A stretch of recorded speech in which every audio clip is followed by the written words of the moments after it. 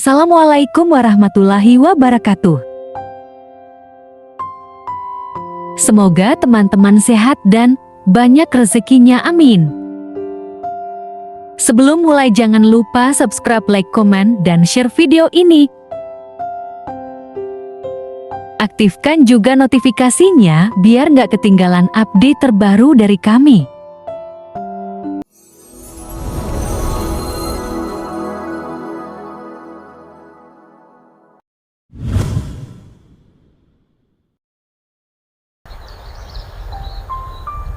Mantan pacarku, ternyata anak tiriku, part 2. Adegan dimulai terakhir part 1, di depan altar suamiku, berdiri Wisnu. Menatapku dengan tatapan yang sama seperti dulu. Antara terkejut dan hancur. Aku tak bisa berkata-kata. Dunia rasanya runtuh. Aku, kini adalah ibu tirinya. Hari pertama setelah pernikahan terasa canggung. Bagi Yanti dan Wisnu, meski mereka tak lagi mengucap kata cinta, mata mereka masih saling curi-curi pandang. Ada ruang yang belum sepenuhnya tertutup. Ada rasa yang belum sepenuhnya padam. Di antara mereka berdua, Yanti dan Wisnu, yang sekarang menjadi ibu tiri dan anak tiri. Seandainya hal ini kalian sendiri yang alami, kira-kira apa yang kalian rasakan? Sama seperti mereka atau sebaliknya? Jawab di kolom komentar.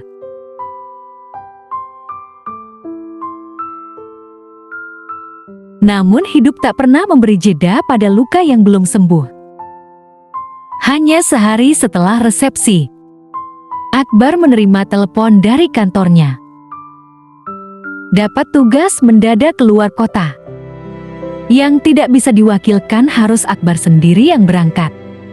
Saat itu juga Akbar dengan berat hati, dengan hati terpaksa, Akbar izin pamit berangkat ke istrinya. Paling lama 3 bulan. Cepatnya 1 bulan, kata Akbar menurut kantornya. Sambil mengecup keningnya Yanti. Yanti hanya mengangguk pelan. Sebagai pengantin baru, harusnya berbulan madu. Akan tetapi yang dialami Yanti, malah Yanti ditinggal oleh Akbar. Hari-hari setelah kepergian Akbar terasa berat. Sudah seminggu, 2 minggu, tapi tak ada kabar. Nomornya tak aktif, email tak dibalas. Bahkan kantor tempat Akbar bekerja pun tak bisa memberi kejelasan. Yanti gelisah, setiap malam ia duduk termenung, sambil memeluk jaket Akbar yang tertinggal. Sesekali Wisnu mendekat, duduk di sampingnya, mencoba memberi ketenangan. "Kamu kenapa, Bu?" "Entahlah, Wisnu, perasaanku nggak enak. Sampai sekarang belum ada kabar dari ayahmu." Wisnu menarik napas dalam.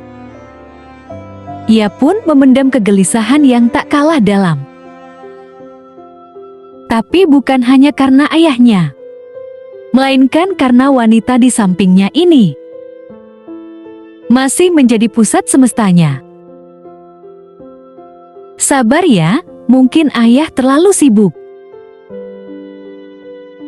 katanya pelan, meski hatinya berteriak ingin memeluk Yanti. Tapi semua berubah saat Yanti tak sengaja menyalakan televisi suatu sore. Di sana di layar kaca itu, sebuah berita mengejutkan muncul. Pesawat yang ditumpangi oleh Akbar jatuh. Tidak ada korban yang selamat. Gemetar tubuh Yanti, air matanya jatuh tanpa bisa ditahan. Ia tak percaya, seakan waktu berhenti bergerak.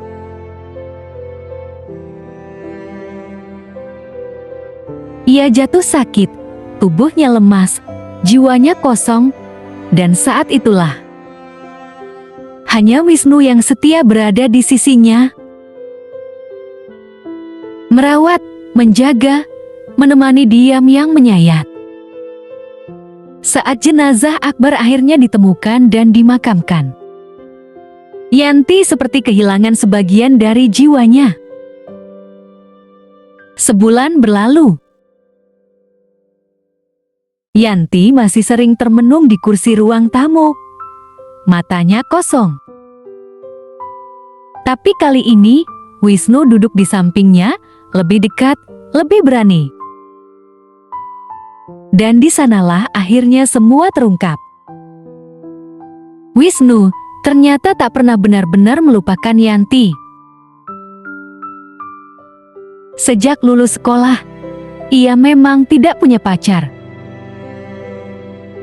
Karena hatinya masih tertinggal di masa lalu bersama Yanti. Aku pergi keluar pulau waktu itu, kerja. Bukan karena aku menghindar.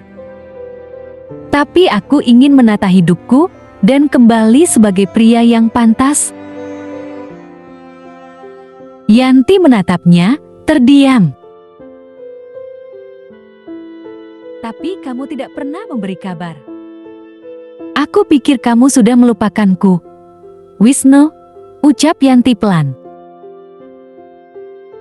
Wisnu menunduk. Waktu aku pulang, aku bahkan belum sempat ke rumahmu. Tapi begitu aku sampai, aku lihat kamu berdiri di depan altar bersama ayahku. Yanti terisak. Air mata jatuh. Bukan karena penyesalan, tapi karena kenyataan yang tak bisa mereka kendalikan. Malam itu, mereka berdua menangis.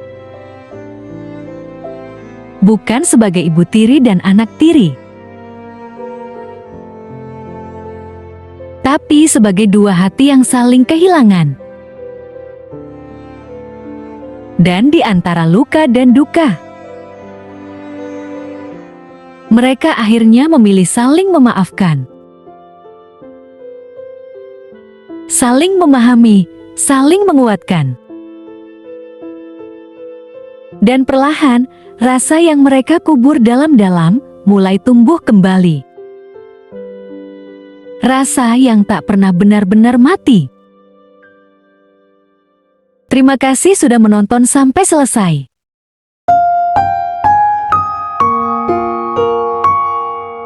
Dan nantikan part selanjutnya kisah ini. Hanya di Syahtri Stories.